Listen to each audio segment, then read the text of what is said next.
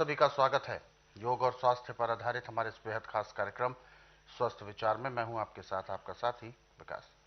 दर्शकों, स्वस्थ विचार कार्यक्रम एक ऐसा कार्यक्रम है जिसमें आपको सेहत से जुड़ी, आपके स्वास्थ्य से जुड़ी जानकारी दी जाती है, रोगों के बारे में बताया जाता है। और रोगों के बारे में जानना आपके लिए इसलिए भी जरूरी है क्योंकि कोई भी परेशानी यदि हमारे शरीर में होती है तो यानी ये समझें कि किसी ना किसी रोग का एक पहला कदम वही परेशानी हो सकती है। लेकिन उस परेशानी के लक्षणों के आधार पर हमें पहचानना होगा कि ये किस तरीके की दिक्कत है और फिर उसी के मुताबिक आपको पता होना चाहिए कि उसका क्या कुछ उपचार हो सकता है। वही नुस्खे उपचार हम इस कार्यक्रम में लेकर आते हैं और इन सभी विषयों में हमारा मार्गदर्शन करते हैं जाने माने असाध्य रोग निवारक गायत्री सिद्ध पंडित श्री लक्ष्मण दास रतन भारद्वाज जी। आइए सबसे पहले गुरु जी का स्वागत करेंगे और कार्यक्रम की शुरुआत करते हैं। गुरु जी, आपका स्वागत है। नमस्कार। नमस्कार। ये कार्यक्रम आप सभी के लिए हम लेकर आए हैं और हम चाहते हैं कि आप इस कार्यक्रम का हिस्सा बने। यदि आपके साथ किसी भी तरह का रोग है, शारीरिक कष्ट है, तो आप इस कार्यक्रम में सीधे जुड़ सकते हैं। हमें कॉल करें या आप हमें व्हाट्सएप पर भी अपना मैसेज भी भेज सकते हैं। व्हाट्सएप मैसेज में आपको लिखना है अपना नाम, उम्र, कहां से बात कर रहे हैं और पूरा सवाल। तो चलिए आगे बढ़ते हैं और शुरू करते हैं आज के मुख्य विषय पर चर्चा। गुरु जी, आज के इस अंक में हम बात करने जा रहे हैं मूली के विषय पर। मूली एक प्रकार का सहायक सब्जी के तौर पर आज तक हम उसको जानते आए हैं। और मैं जानना चाहूंगा आप ही की एक बात जो कि अक्सर आप अपने पिछले भी कई कार्यक्रमों में कहे हैं, सदाबहार होती है मूली। लेकिन इस बात को आप क्यों कहते हैं वो भी मैं जानना चाहूंगा, क्योंकि मेरा कहीं ना कहीं ये सामने एक तथ्य आता है कि मूली तो एक मौसम का फल है, क्योंकि ये सर्दियों के मौसम में हमें प्राप्त होती है। तो क्यों इसको सदाबहार कहा जाता है? क्यों इसको औषधि तत्वों के लिए सर्वश्रेष्ठ माना गया है? क्या इसके पीछे रीजन है? देखिए, ये सत्य है कि मूली ज़्यादातर सर्दियों में पैदा होती है। जी।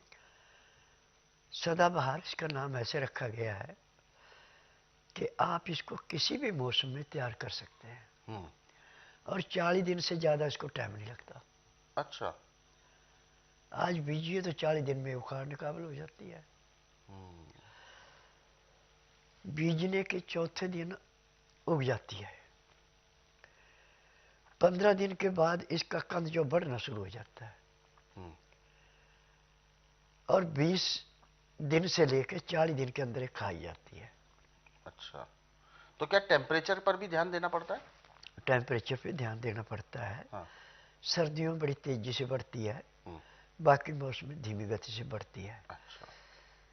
जहाँ पे गर्मी का मौसम है, आजकल ग्रीन हाउस बन रहे हैं। बिल्कुल। ग्रीन हाउसों में वही सर्दी वाला मौसम आ जाता है, उसमें तैयार कर सकते हैं, कोई वो नहीं है। और ऐसे भी जिनके पास ग्रीन हाउस नहीं है, पेड़ पौधे उनके घर के पास हैं, तो आप गमले के अंदर इसको तैयार कर सकते हैं, छाया में रख के। ठीक है। सुबह जब सूर्य निकलता है तो आधे घंटे तक इसको धूप में रखा जाता है। अच्छा। उसके बाद छाया में रखते हैं। शाम को जब सूर्य अस्त होने लगता है तो आधे घंटे तक उसमें रखी जाती है और 12 महीने तैयार हो जाती है। ये कारण है इसके पीछे। हाँ, अब देखिए, खून को शुद्ध करने के लिए, पाचन शक्ति को बढ़ाने के लिए, चर्म रोग को समाप्त करने के लिए मूली के अंदर जो गुण है वो शायद किसी दूसरी वस्तु में हो। अब जैसे किसी को अग्जिमा हो गया, और अग्जिमा जिसको हो जाए, इसका पूरे संसार में, मेडिकल में, आयुर्वेद में, यूनानी में कोई इलाज नहीं है। जब तक उसके क्रीम लगाते रहेंगे थोड़ी देर के लिए आराम मिलेगा, उसके बाद वो बढ़ता जाता है। परंतु मूली का रस निकाल के नहाने से 1 घंटा पहले आप पूरे शरीर में अच्छी तरह मालिश कर लें, फिर 1 घंटे के बाद आप नहा लें। अब आपको सारा दिन शरीर में ऐसे महसूस होगा कि आपके शरीर से पता नहीं कितना वजन उतर चुका है। और जो आपको बार बार हाथ खुजलाते थे खुजा करने के लिए, वो नहीं खुजलाएंगे। और जब आप उचित मात्रा में इसको खाएंगे तो खून शुद्ध हो गया, अग्जिमा खत्म हो गया। ये भी इसकी देन है। अच्छा।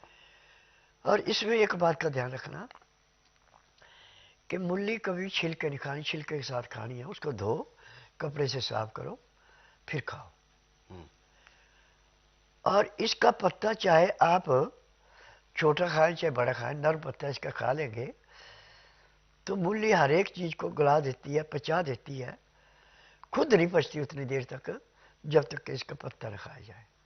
पत्ता खाने के बाद बड़ी जल्दी पच जाती है। इस करके इसका नाम मूली का सदाबहार भी रखा है। तो ये इसके पीछे कारण होता है। बिल्कुल। क्योंकि मैं टेम्परेचर की बात इसलिए भी कर रहा था कि क्या गुणों में कोई फर्क आता है कि जो प्रकृति ने जो समय दिया है उसके मुताबिक और अपने तरीके से उगाने में कोई गुणों में परिवर्तन? 19-20 का फर्क होता है। अच्छा। ज्यादा नहीं होता। सर्दी की मूली हमेशा मीठी होती है, गर्मी की मूली हमेशा थोड़ी तीखी होती है। तीखी होती है। हाँ, परंतु उससे तीखेपन मीठेपन से कोई असर नहीं है। जिसके खाने के बाद महक आती है मुंह से, हाँ, दूसरे आदमी को अच्छे नहीं लगती। बिल्कुल। आप थोड़ा सा गुड़ मुंह में डाल के चूस लो, वो महक बंद होगी। अब जब आप सांस छोड़ेंगे, जहां तक आपके सांस की महक गई वहां तक वायुमंडल में जितने भी कीटाणु थे नष्ट हो गए। आपको प्योर ऑक्सीजन आई, आपको रोग कहां से होगा? बिल्कुल। रोग तो सारा वायु के प्रदूषण से है जो हमारे शरीर के अंदर जाता है। बिल्कुल।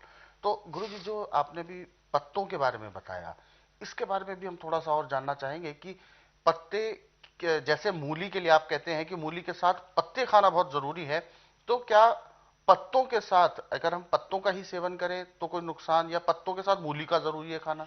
जरूरी है। अच्छा, केवल पत्ते भी खाना ठीक नहीं है? मूली की तकसीर ठंडी है, पत्ते की गर्म है। अच्छा। जब ये दोनों मिलते हैं तो तर गर्म हो जाते हैं। अच्छा।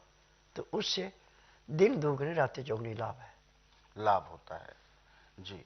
क्योंकि अगर मैं अगर बात करूं, चूंकि हमने घरों में भी हमारे घर में भी अगर सब्जी की बात करें तो मूली की जब सब्जी बनाई जाती है तो उसमें पत्ते और मूली दोनों डालकर एक भुजिया जैसा बनता है। तो क्या केवल अगर मूली के पत्तों का ही, जैसे कोई साग या इस तरीके की कोई सब्जी बनाई जाती है, तो वो क्या लाभदायक होगी कि नहीं? वो तो लाभदायक है, हाँ। परंतु मूली में नमक नहीं लगाते, इसको भूनते नहीं है, भाप में पकाई जाती है। अच्छा, भाप में पकाई जाती हाँ, है।